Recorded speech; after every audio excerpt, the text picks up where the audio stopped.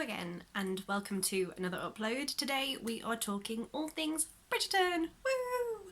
Not that it's anything I've talked about for the past month or anything, and please excuse my tiny co-star. This is Spider. He will pester me for a while and then he will go away. Won't you? Yes, you will. Anyway, as I was saying, Bridgerton. It's been the main topic of conversation in my household, from my side, for a while now. Thank you, bye. Even my 7-year-old has picked up on it. The other day I was talking about something to my husband and she said, "Mummy, what are you talking about?" And I said, "Oh, this TV series that Mummy's watching." And she went, "Bridgerton." I know. So it must be bad if even she's commenting on it. But it is now out. It feels really weird that it was only just over a week ago I was talking about what might be in the series and what we might be seeing. And now we know. The whole series dropped on Netflix on Christmas Day. My husband and I watched the first 4 episodes. I couldn't start until the evening after all the family activities had done, so it was a bit of a test in willpower to wait, but we did wait and we watched the first 4 episodes on Christmas Eve and then we watched the last 4 on Boxing Day. And we both absolutely loved it. It was a lovely way to spend our Christmas holidays. It was a great kind of thing to do together. My husband has never read the books, but he fully enjoyed the series.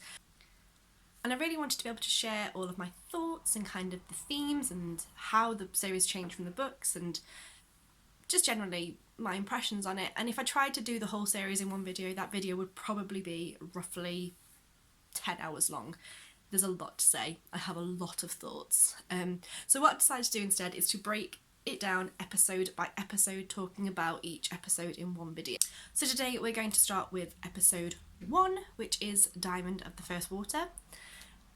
Diamond of the First Water, in case you didn't know, is the phrase commonly used in the Regency period for the young lady in that season who was the particular shining star. She was the one everybody wanted to marry. She was meant to be the most beautiful, the most graceful, the most charismatic, the most accomplished. She was the one to catch, and that is where we start our story.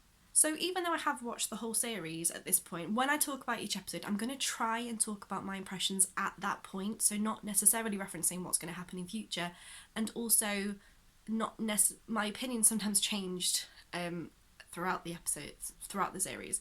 So what I thought at the beginning may not be necessarily what I thought by the end, but in order to try and keep this as genuine and as realistic as I can, and also to avoid as many spoilers for future episodes as I can, I'm only going to talk about my impressions from that particular episode. So let's get started. Grab a cup of tea, we might be here a while. So the episode opens with this bright sweeping shot of London over Grosvenor Square. It's much more colourful and probably a lot cleaner than it would have been in the actual real 1800s, and an unknown narrator at this point informs us that we are in Grosvenor Square in 1813 and we are about to watch the young ladies of the town be presented for the first time. This was a very big moment in young ladies' future, was the moment they kind of came out to society and were presented to the Queen, and this is where our story is going to open. So this first scene served as a really, really great introduction to our 2 main families, and also served to highlight the differences between them in a really quick, really easy way, no kind of exposition needed, not a lot of chatter. First we start off in the Featherington household, watching the Featherington ladies get ready for their come out. Lady F is there insisting that the girls' corsets be tighter, that they fit into the mould that's expected by society. Their house is bold and bright and colourful, a little bit garish. There's a few colours that clash, there's greens and yellows and oranges and pinks. It's very in your face, which I think would probably be a way that's going to sum up the Featheringtons for most of the series. It's also very recognisable for the book readers because that's basically how we first meet them as well. Across the road we enter the Bridgerton household. Did you spot the bee on the door knocker?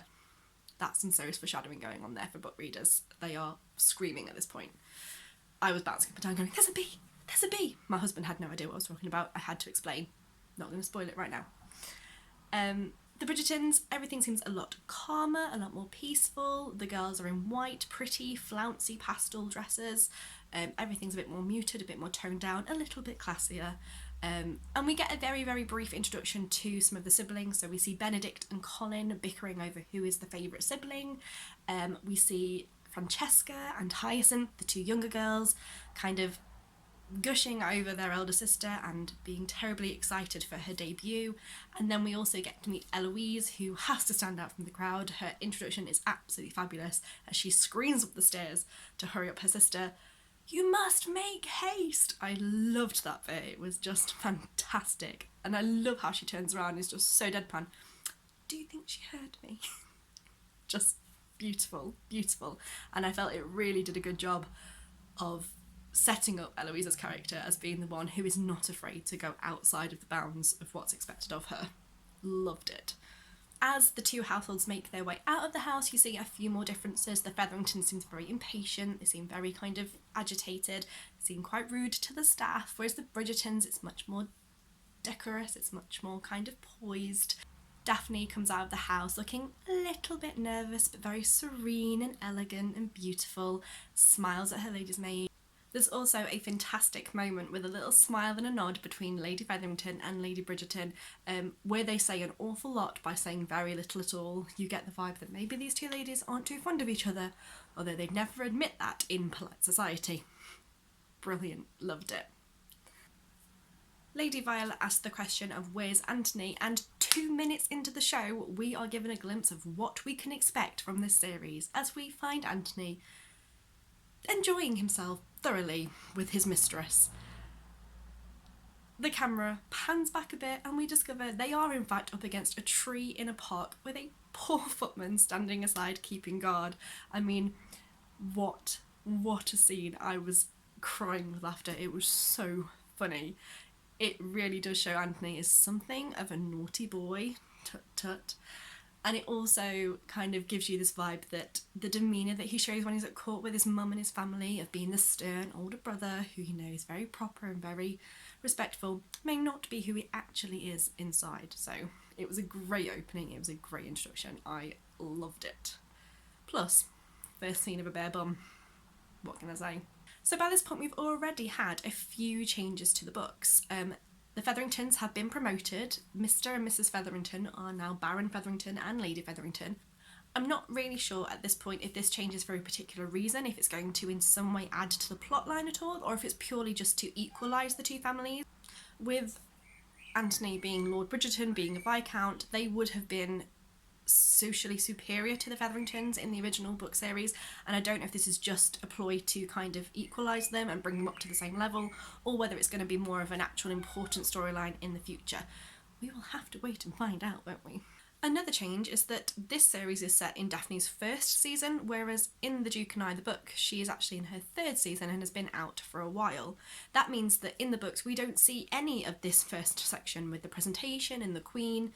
That's all new to the series, so it's a little bit of something different for the readers and for the viewers. And then, I suppose most importantly, is the introduction of the character Queen Charlotte. I'm still, having watched the whole season, not entirely sure what I think of the character of Queen Charlotte. She is fabulous, absolutely brilliant. She has some fantastically funny moments. I loved her as a character. I'm not entirely sure what she added to the series. At this particular moment, she does serve to kind of steer the direction of the ton and to kind of create extra tension, extra drama. Yeah. I couldn't say whether I feel she's necessary or not. I couldn't say whether I think she's an integral part, but she is a lot of fun and beautifully acted. It was a really kind of fantastic performance, and does also give us the fantastic moment where one of the Feathering sisters faints at her presentation, and I think basically sets the scene for how the Featheringtons are going to be viewed throughout the whole series. They are a bit of the joke of society. They are kind of looked down on. They're not considered necessarily the best quality of family, which it fits. All of this section happens before the opening credits even roll, and what a fantastic credit sequence it was. I was blown away. I mean, we had some serious Game of Thrones energy going on here, didn't we, with all of the kind of the growing. My husband was sat over in a corner shouting "House Featherington," which made me chuckle. And just, it was beautiful with the tree, with the blossoms and the branches all growing, showing kind of elements from the show. So you saw the Lady Whistledown runner boys delivering the papers, and just, it was just absolutely magical. I wish they'd showed it in full at the beginning of every episode, because I could have watched that over and over and over again. It was stunning, and if that doesn't win some artistic awards for credit, whatever the award is, I will be very disappointed. We also, in this section, see another beehive. See, bees are going to be all over the place in this series. Keep your eye out for them. They are really important to the series as a whole. We don't know why yet, but there is some serious foreshadowing going on right now. I love it. I am here for it. Yes! So throughout this first episode, we get to meet the characters and get to know them a little better. So first up, obviously, we have Daphne. She comes across as really pragmatic, very realistic. She understands her place in society. She understands her role and what she has to do. She's expected to marry well, to bear children, to raise a family. That is her job. But she also does that with an element of romance. She has a very romantic nature. She's watched her mum and dad as they have had this love match, and she's grown up in a family surrounded by love and the idea of it, so she expects that for herself too. And so everything she does is done with the intention to marry, but marry happily and have a happy life with a happy family, and that is really important to her. She has the fantastic speech with Anthony in this episode where they're riding, where she kind of sets a lot of the themes for the series, I think, where she discusses how a woman is expected to fill a certain role, and her whole life boils down to one specific moment, which is the moment where she gets married, and how that really is their entire value in their society and in their world, is who she's going to marry, what children she's going to have, and how she's going to raise them. And I think that's going to become really, really important as we go further down the line, and it's going to kind of explain a lot of Daphne's drive and a lot of her actions and thoughts as we go through the book. It's all with that in mind. She has one purpose and one purpose alone, and without that she has no value, and that is really, really important to who Daphne is, and that is very similar to the books. Anthony as a character in this episode is definitely played slightly more arrogant and, well, a bit of an arsehole really. In the books he is definitely the overprotective brother, and it is a bit of a romantic story trope that the worst rakes are usually the most overprotective brothers, because they know what they're up against and they know what men are really like, and so when they've got their little sisters they are uber protective of them. But Anthony in this episode goes well over and above. I mean, he is not afraid to block Daphne at every opportunity, and it is so frustrating. I personally could have done without most of the scenes of him and his opera singer mistress Sienna. They, for me, I expected them, I knew they were coming. They're implied in the books, you know he has a mistress, but it's shown as much more of a mistress of convenience. She's there to, you know, meet his needs and to offer companionship. There's no suggestion of any particular romantic relationship between them, and honestly I'm not sure if I prefer it that way, or does that make him seem really kind of heartless and cruel. It's the way it was, you know, men had needs, men went and got them somewhere. They couldn't get them with the ladies of the ton, so what did you do? You had to feel sorry for Sienna at the moment when basically Anthony suggests that Daphne is more worthy of his protection because she is a lady, and the implication being Sienna isn't, but still not a character I really wanted to see too much of. I know we are a long way, well, not a long way. I know his relationship and his romantic story are not going to appear until the next season, but I didn't really need to see his relationship with somebody else. That's the kind of person I am, that's how I like my romances, that is purely a personal mood. Eloise, once again we get to see her being cynical, we get to see her being more kind of displeased and dissatisfied with the world she's found herself in. She's obviously not happy that she has to fit a certain mould, a certain box, and she's desperate to break out of that. She speaks often about wanting more of life, a feeling she's capable of doing more with her life. I think that's a little bit of a mood from her character in the book. She definitely isn't bothered about the marriage and the settling down and the balls, and she is a spinster for quite a few years in the books, but she never really talks about wanting to do anything other than that. It's just she's got no interest in it. So that's the whole kind of blue stocking, wanting to be educated, wanting to be accomplished. These are all kind of new vibes for Eloise. We are a long way away in this series from her kind of romantic story that's a few years down the line yet, so I'll be interested to see what they do with her character in the meantime and how far she's going to take herself. It will be interesting to see. The other Bridgerton siblings at this point really are basically just there for filler. We don't dive too deep into their characters. We see a bit of Benedict and Colin being kind of brotherly and silly together.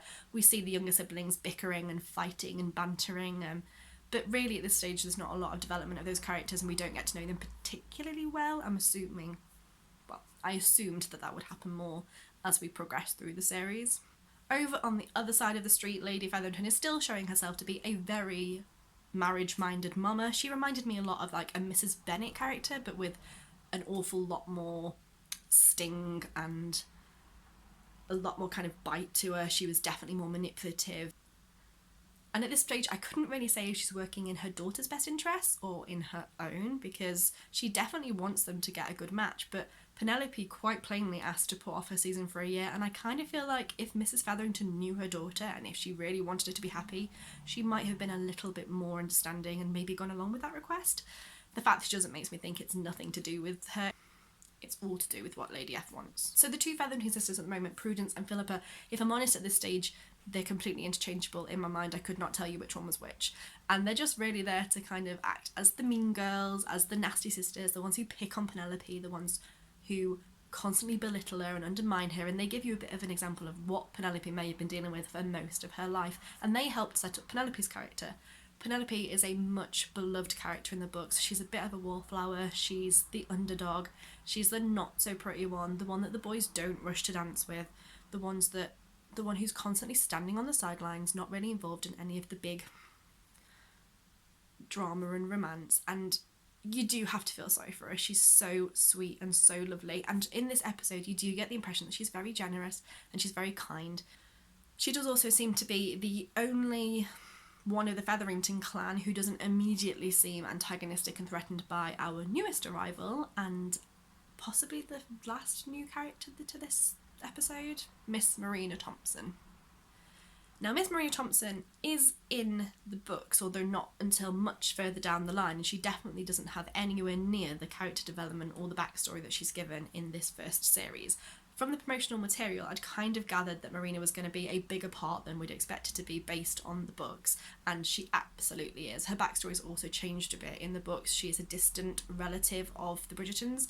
In the series, she is somehow known to the Featheringtons, and she's sent to them to be sponsored, to make her come out in society and hopefully to make a good match. I kind of had the impression she was there to cause a bit of drama, there to shake things up a bit, and I also fully expected to not like her, especially after seeing all of the little hints of her and Colin during the trailers and the promotional material, and I wasn't particularly wrong. At this stage, I really didn't like her. She came across as a bit kind of pleased with herself, a bit smug. There's the scenes of her looking a bit happy when she's got all the suitors and just very sure of herself. I didn't warm to her. I didn't expect to, and a lot of that would have been me prejudging the character based on what I kind of expected and knowing she was going to get in the way of Penelope and Colin, but so far, not loving her. Obviously, by the end of the episode, we discover that Marina may have something more of a secret than anybody realises. I twigged almost immediately when they showed her frantically looking at the bedsheets what exactly we were looking for.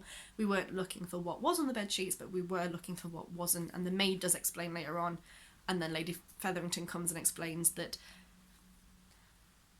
Marina hasn't had a period since she joined the household, and that means that she is definitely in a difficult situation, one that I think Lady F had not expected to have to deal with, but clearly Marina had some inkling that might be coming. So I think we can tell we're going to get a lot more drama from Marina before the end of this series. And at last, in the next scene, we finally meet our hero, Simon. He's there, he's oozing charm, he's oozing charisma, he dismounts his horse in possibly the most swish way I've ever seen. I think, my husband joked that the horse was now pregnant purely from being in the same vicinity as Simon. He was just absolutely fabulous. His first scene with Lady Danbury was brilliant. Their characters came across so well in that scene. Simon does not want to be there. He is not interested in being a member of the Ton, being part of society, but Lady D is not used to taking no for an answer, and she is fierce and she is used to getting what she wants, and so Simon's going to that ball whether he likes it or not, and boom, we're in our first ball.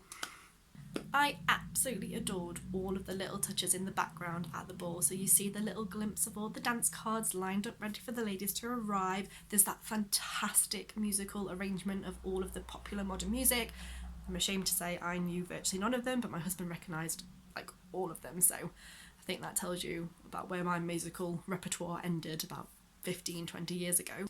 There were the longing glances from Penelope to Colin, the first of many, I would imagine. You saw the gossiping matrons huddled in a corner, introducing the idea that reputation and honour for young ladies was one of the most important things in this time period, and how quickly that could be taken away from you. And you have that fantastic moment where the Bridgerton boys are trying to leg it before Lady Di arrives, and she catches them just in time. I just loved it. It was a great kind of backdrop and really started to get you into the mood and the feel of how this society works. We also get our first glimpse of the budding romance between Marina and Colin as he goes to join her swarm of suitors. Again, something I could have completely done without, not happy. And we also get our first introduction to the bumbling Nigel Berbrook. I think, is he Baron Berbrook in this? I'm sure he was just to play Mr. in the book. Nigel Berbrook gives us some serious Mr. Collins vibes. He's kind of slimy and creepy and weird, and nobody likes that. And then we get our first major change of the series. They changed the meet cute. Like, I knew they were going to. The trailer hinted they were going to. I hoped they weren't, but they did. In the book, Daphne is accosted by Nigel in the hallway. Simon comes across her, thinks he's got to go to a rescue, and then boom, she decks him. She knocks Nigel out. It's brilliant. It's really funny. At this point, Simon has no idea who Daphne is, and there's a little bit of flirtation. There's a little bit of kind of interest between the two of them. He's then horrified when he later discovers that she is in fact a member of the Bridgerton family and the younger sister of his best friend, Anthony. In the series, that's not at all how it happens. She bumps into Simon when she's running away from Nigel. There's been no punch. There's been no big kind of dramatic moment with them. She's just trying to get away from him. And they instantly kind of dislike each other. Simon thinks that Daphne's trying to gain an introduction with him and kind of get into his attentions. Daphne thinks he's arrogant and self-assured and hates him immediately, and then they discover very quickly who they actually are. So it completely changes the dynamics, really, of their relationship. They go from being the kind of best friend's sister, but with a secret hidden attraction, to actually actively disliking him, and becomes a bit more of an enemy to lovers kind of romance. So that was a really, really big change, and at this point, I wasn't particularly pleased with it.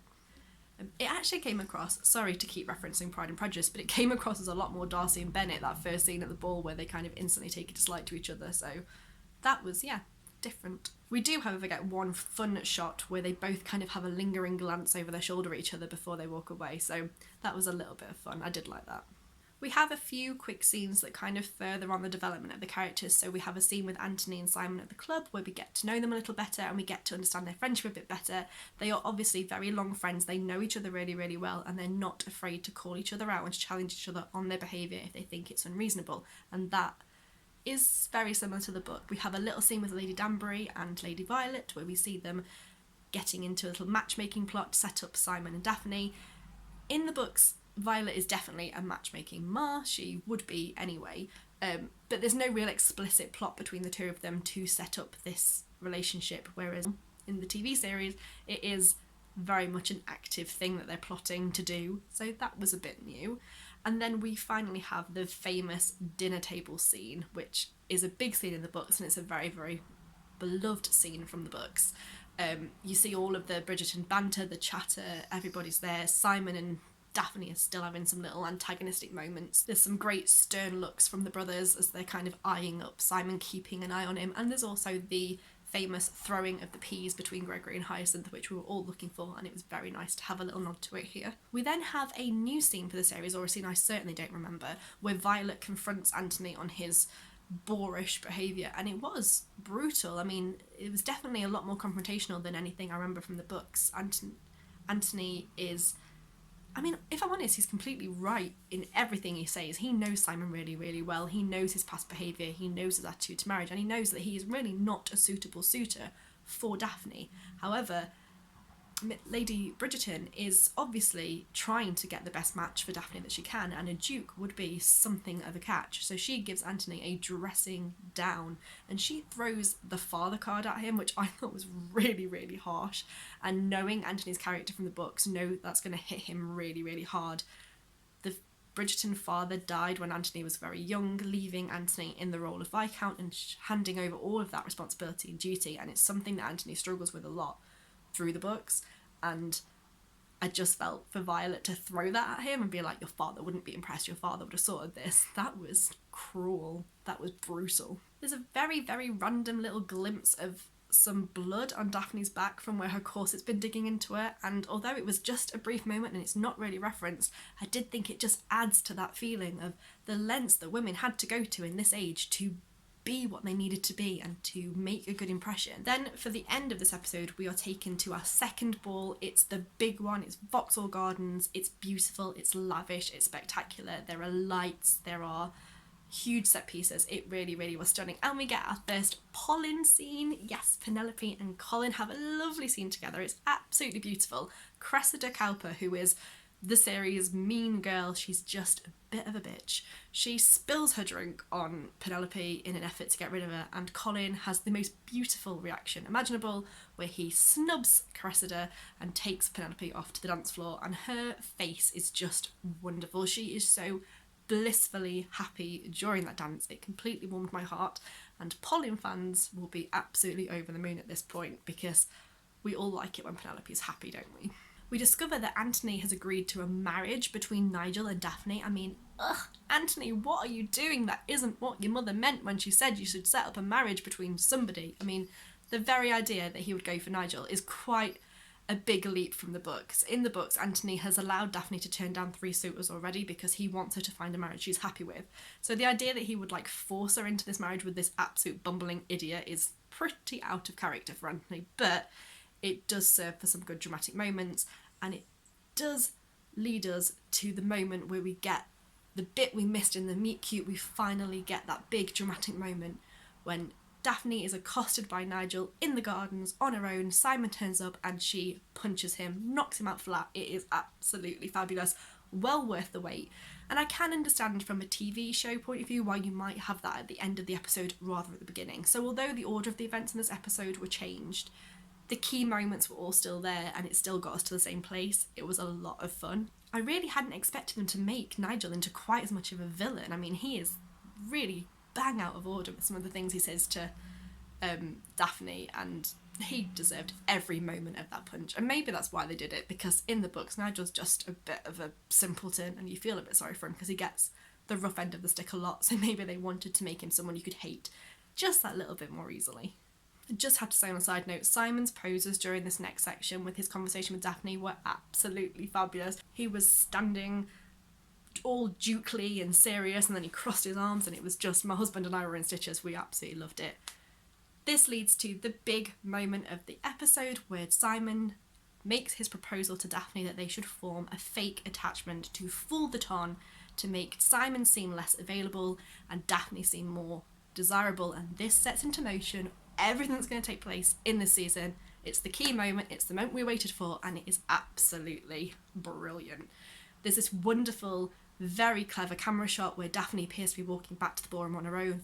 The camera pans back and there she is. She's holding hands with Simon, causing quite a stir as all eyes of the Ton turn to her. They go and dance in the most amazing ballroom scene I've ever seen. Fireworks are going off in the background for everybody, myself included. You can see all the faces in the ballroom watching them. There's Anthony looking stern, there's Lady D and Lady Violet looking very pleased with themselves. There's even a little scene of Penelope looking longingly at the ballroom. So as they're dancing on the ballroom floor, Simon whispers to Daphne, if this is to work, we must appear madly in love. And I'm pretty sure everybody, myself included, fell in love with him at that moment. They're dancing in the most beautiful ballroom scene. There are fireworks going off. It was spectacular. We get one last voiceover from Lady Whistledown and see her signing off her next column before that's the end of the episode. And what an amazing episode it was. I mean, as first episodes go, I loved it. I was fully expecting to adore this TV series, but I was worried about the changes. I was worried about what they might do with some of my characters. I was worried about the extra scenes with Sienna and Marina, but I have to say, at this point, I absolutely was smitten, completely hooked, and could not wait to press play on the second episode. But I'm going to leave it there for now. I think that's quite enough talking for today, and I will see you next time for episode 2. Bye. You are being a complete pest.